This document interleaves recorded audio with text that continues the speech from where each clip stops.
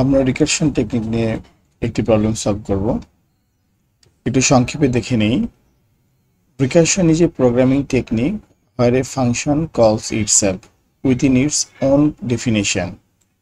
Own definition means হচ্ছে function definition means আমরা বোঝাবো যে ফাংশন যে বডিটা আমরা ক্রিয়েট করি, ফাংশনের যে প্রোটোটাইপ আমরা ডিক্লেয়ার করি, নেম দিই এবং যে প্যারামিটার ব্লক আমরা তৈরি করি, সবকিছু মিলে ফাংশনের ডেফিনেশন।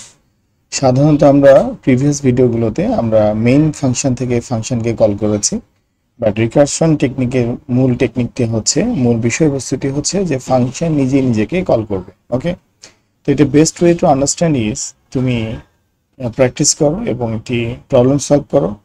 তারপরে 2-3 রকমের প্রবলেম সলভ করবার পরে তোমার মধ্যে একটি আইডিয়া জেনারেট হবে এবং তারপরে তুমি এই থিওরিতে ডিটেলস স্টাডি করো যে রিকার্সিভ অ্যালগরিদমটির বেনিফিট কি, এই অ্যালগরিদমটি কিভাবে কাজ করে এবং এই অ্যালগরিদমের আরো কোনো ওয়ে আউট আছে কিনা। এই রিকার্সিভ ফাংশন দিয়ে রিকার্সিভ টেকনিক, যেটা রিকারশন টেকনিক, এই রিকারশন টেকনিকের মাধ্যমে যে ফাংশনটা তৈরি করি সেটাকে কিন্তু আমরা রিকার্সিভ ফাংশন বলি। ওকে, তো recursive function and recursion technique is the same thing. তো রিকার্সিভ ফাংশনকে আমরা যখন বলবো তখন আমরা বলবো a recursive function can be defined as a routine that calls itself directly or indirectly. Same thing, recursion টেকনিকও যা, রিকার্সিভ ফাংশনও তা। আমরা একটি রিকার্সিভ ফাংশন দিয়ে প্রবলেম সলভ করতে যাচ্ছি। প্রবলেমটি হচ্ছে, কমেন্টে লিখে রেখে ক্যালকুলেট ফ্যাক্টোরিয়াল। ওকে, সো দেখো এখানে আমরা মেইন ফাংশনটি রেখেছি, এখানে আমরা ফ্যাক্টোরিয়াল ফাংশনটি রেখেছি। যেহেতু আমরা রিটার্ন করব, রিকার্সিভ ফাংশন রিটার্ন করে, সো এটি একটি রিটার্ন টাইপ আছে এবং এটি প্যারামিটারে এটি ভ্যালু রিসিভ করার জন্য একটি ভেরিয়েবল ডিক্লেয়ার করা আছে। ওকে, তো তাহলে আমরা বুঝতেই পারছি এই ফাংশনটির স্টাইল দেখে যে রিটার্ন টাইপ আছে এবং রিসিভ করার জন্য একটি ভেরিয়েবল আছে।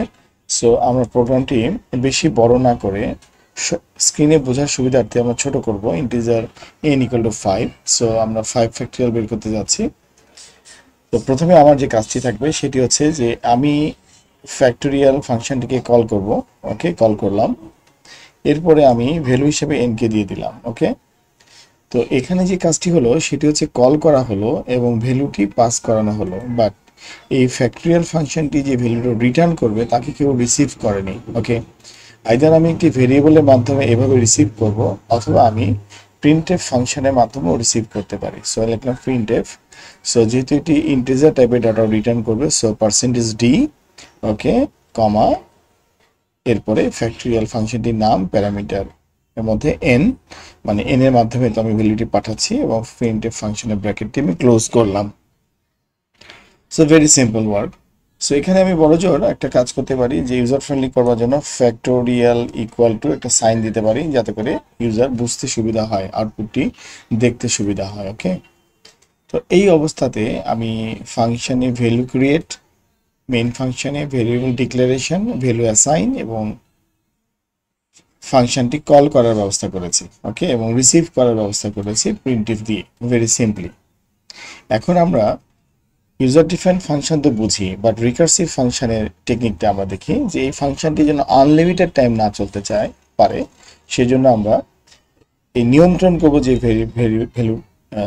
ভেরিয়েবলটিকে দিয়ে, সেই ভেরিয়েবলটিকে দিয়ে আমরা একটা লজিক্যাল স্টেটমেন্ট তৈরি করছি। ইফ n = 0, মানে যখন 0 হবে, সো ফাইনাল রিটার্ন 1, এলস আমরা বলতে পারি এলস, মানে এখন আমরা যে মূল কাজটা করতে যাচ্ছি, মূল কাজটা কি, মূল কাজটা আমরা বলছি n রিটার্ন করো, রিটার্ন করো, কি রিটার্ন করবে, n এর মানটা ইনটু, যেহেতু আমরা ফ্যাক্টোরিয়াল করব তাহলে কি আমরা অলরেডি জানি n into n-1 into n-2 into n-3, এভাবে n এর মান যদি 5 হয় তাহলে 5 ইনটু 4 ইনটু 3 ইনটু 2 ইনটু 1, এটির গুণফলই ফ্যাক্টোরিয়ালের ভ্যালু।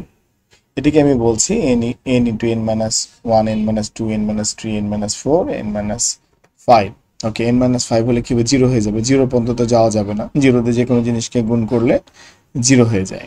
এই জন্য আমরা বলেছি যখনই n এর মানটা জিরো হয়ে যাবে তখন রিটার্ন 1 করবে। ওকে, রিটার্ন 1 মিন্স 1 ভ্যালু না, রিটার্ন 1 মিন্স রিটার্ন ট্রু হলো, আমি রিটার্ন করতে বললাম। ওকে, এখানে একটু বোঝার ব্যাপার আছে, মেইন ফাংশনের রিটার্ন 1 আর ইউজার ডিফাইন ফাংশনের রিটার্ন 1 কিন্তু আলাদা বিষয়। ফর এক্সাম্পল তোমাদেরকে সংক্ষেপে বোঝাচ্ছি, দেখো ইন ইউজার ডিফাইন ফাংশন মানে আমরা যে ফাংশনটা বা সাবরুটিনটা তৈরি করলাম, এখানে যদি রিটার্ন 1 লেখা থাকে, return 1 means that the user define function is returning true, that means সে রিটার্ন করার উপযুক্ত অবস্থায় আছে। Okay, return 0 means that the user define function is returning false, that means সে রিটার্ন করার উপযুক্ত অবস্থায় নাই, মানে আমি তাকে ফলস রিটার্ন করছি, মানে সে রিটার্ন করছে না কিংবা রিটার্ন করতে পারবে না। ওকে, তো যখন আমি 1 করে ফেলবো তখন সাথে সাথে ফাংশন থেকে বেরিয়ে যাবে, দ্যাট মিন্স এই পুরো ফাংশনটি ব্রেক হয়ে যাবে। তো এই ফাংশনটিকে আমি ব্রেক করলাম কিভাবে, রিটার্ন 1 লিখে। এই 1 ভ্যালুতে পরিণত হতো কখন, আর এই 1 বুলিয়ান ভ্যালুর মতো কাজ করবে কখন, ট্রু ফলস করবে কখন, সেই বিষয়টি কিন্তু আমাদের ডিটেলস টিউটোরিয়াল থেকে বুঝতে হবে, ইউজার ডিফাইন ফাংশনের টিউটোরিয়াল থেকে বুঝতে হবে, রিটার্ন কিওয়ার্ডের পরে ডিটেলস স্টাডি করতে হবে। আপাতত এই প্রোগ্রামটি বুঝে নাও, সেটি হচ্ছে যদি n এর মান 0 হয় দ্যাট মিন্স আমি রিটার্নকে ট্রু করলাম, সো আমি ফাংশন থেকে বেরিয়ে যেতে চাই।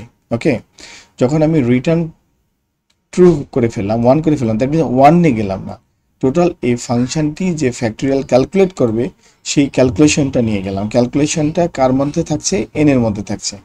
n রিসিভ করেছে, আমি n কেই গুণ করছি কিভাবে, n ইন্টু, দেখো আমি যদি n ইন্টু এভাবে লিখতাম n মাইনাস 1, তাহলে n এর মান যদি 5 হতো তাহলে 5 ইন্টু 5 মাইনাস 1 দ্যাট মিন্স 4 গুণ করতো। ঠিক আছে, এইভাবে লুপ হইতো, কিন্তু ব্যাপারটা এরকম না। আমি যদি নিজে নিজেকে কল করব, রিকার্শন টেকনিকে চলে যাব, সো আমি আমার নিজের ফাংশনের নামটিকে আমি আবার লিখব ফ্যাক্টোরিয়াল।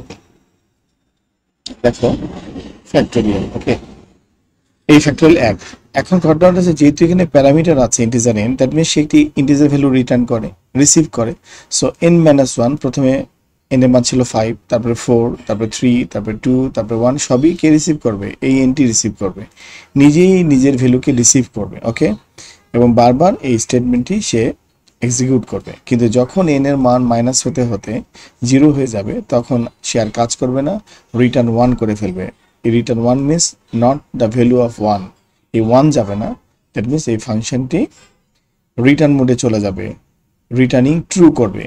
এই ফাংশনের ভিতরে যে ভ্যালুটি ক্যালকুলেট হয়েছে পুরো ভ্যালুটা কি সে পাঠিয়ে দেবে মেইন ফাংশনের কাছে। সো ভেরি সিম্পল, আমরা এই প্রোগ্রামটিকে কম্পাইল এন্ড রান করি, আমরা দেখতে পাচ্ছি ফ্যাক্টোরিয়াল ইকুয়াল টু 120 এসেছে। Okay, so program is perfect. So এটাই হচ্ছে আমাদের প্রথম রিকারশন টেকনিকের একটি স্যাম্পল প্রোগ্রাম। আমরা আরো অনেক প্রোগ্রাম তৈরি করব এই বিষয়ে। তো এখন তোমরা এই বিষয়টাকে মিলানোর পরে ইউজার ফ্রেন্ডলি করতে পারো। ওকে, যেমন ধরো তুমি ইন্টিজার n এই ভেরিয়েবলটি ডিক্লেয়ার করেছো, তারপরে তুমি স্ক্যানএফ দিতে পারো। তো স্ক্যানএফ এ তুমি %d একটি ইন্টিজার ভ্যালু তুমি নিবা, সো অ্যাড্রেস অপারেটর n। ওকে, এভাবে তুমি কাজ করতে পারো, তোমার ইচ্ছে মতো তুমি এখন ভ্যালু নিতে পারো। যেমন তুমি যদি মনে করো তুমি 9 ফ্যাক্টোরিয়াল বের করবে, তাহলে ইন্টার দাও। সো 9 ফ্যাক্টোরিয়াল ভ্যালু হচ্ছে 36,362880, 362880। ওকে, তুমি যদি মনে করো একটু ছোট ভ্যালু দিয়ে টেস্ট করতে চাও, দেখো তো 1 দিলে কি হয়, শান্ত 1 ফ্যাক্টোরিয়াল 1ই আসবে। দেখো ফ্যাক্টোরিয়াল ইকুয়াল টু 1। আবার তুমি যদি 2 দাও, ইনপুট যদি 2 দাও, তাহলে হচ্ছে 2 ফ্যাক্টোরিয়াল মানে 2 ইন্টু 1 2। ওকে, সো এই ছিল আমাদের ফ্যাক্টোরিয়াল ক্যালকুলেশনের program using the recursion technique. এরপরে আমরা আরেকটি রিকারশন টেকনিকের প্রবলেম সলভ করব।